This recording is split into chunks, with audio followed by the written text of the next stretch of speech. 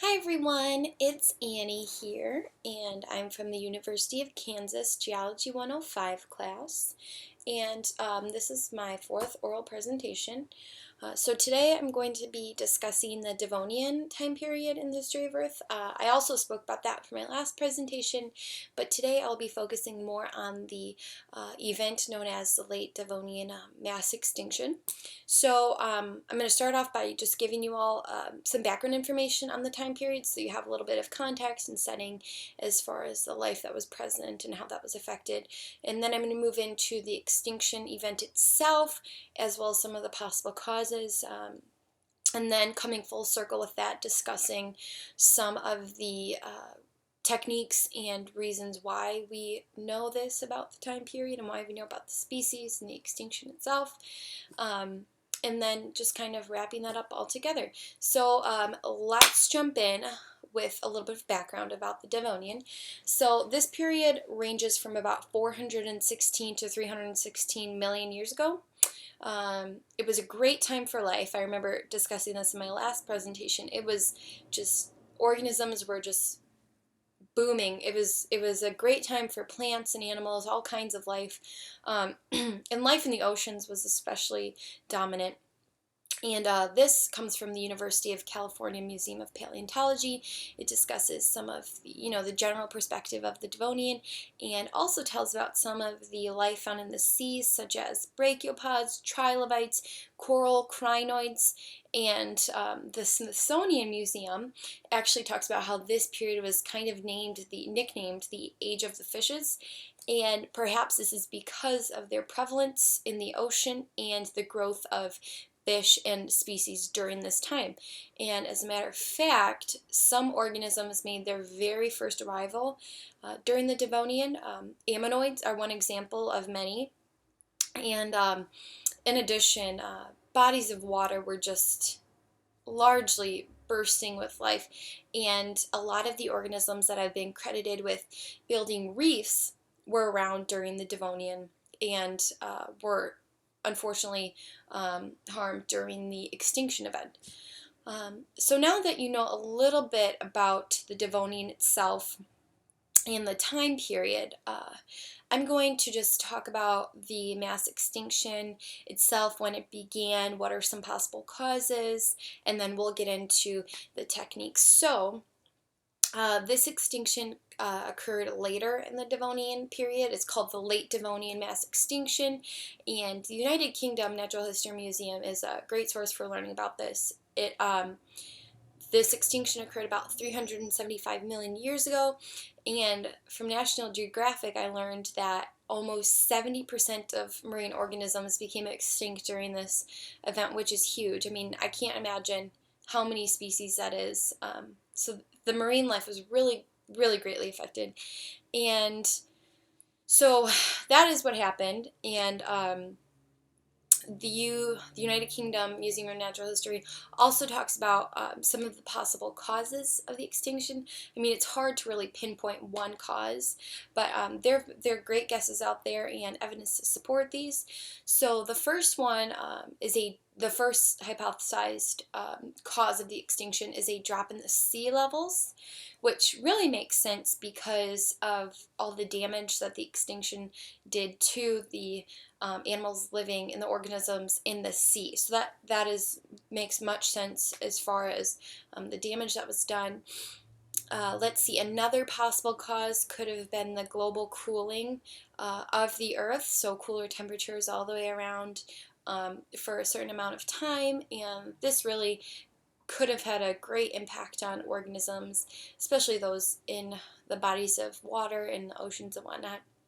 But really connecting both of those, I mean all of them really, the last possible cause mentioned on the UK Natural History Museum PDF page was that there could have been a depletion of oxygen for organisms living in the deep waters of the ocean.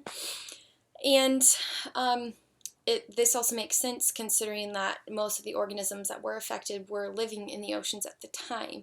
And another reason why this kind of makes a lot of sense, and another reason why the carbon dioxide um, might have caused the extinction stems from the fact that so many plants were taking over on land that there wasn't, there was not enough CO2 for other organisms. And also CO2 levels, as they decrease, um, is a reason why the Earth might have experienced cooler temperatures. So that kind of just comes, makes a full connection with the different causes. They kind of, connect and overlap with one another, which really makes a lot of sense as far as why certain organisms were affected more than others. So now that you know about life in the Devonian and the extinction itself, I want to jump into techniques and research and reasoning behind the Devonian extinction itself. So it can be very difficult putting the pieces together as far as the extinction event because hundreds of millions of years have already passed. And I mean, I can't imagine, how difficult it must be to really get a grasp of, what was happening at the time and the setting of the time. However, scientists have really developed and utilized very innovative methods to gain information about events and life extinctions. And one of the ways that we learn this is, and this is from a general perspective, so not just the Devonian, but we learn about a lot of other events, the other mass extinctions through this technique. And rock layers are very helpful in the sense that we are able to date radioactive materials. And so the University of California, Berkeley discusses that radioactive dating is used because you're able to pinpoint certain minerals or materials and then measure the rate of decay and the half-lives and whatnot. And the Smithsonian Museum of Natural History calls this the absolute age. So you're getting an actual number on it. So by using these materials found in rocks and whatnot, we're able to come up with, how long they have been present and the age of them. So the Smithsonian Museum also mentions that relative age is important in learning about things like extinctions and time periods because you're using rock layers and materials and whatnot and comparing them to one another as far as finding an age. So you're not going to have like a number attached to relative age. Rather, you're going to compare other things like rock layers and fossils to one another to learn about the age and the time.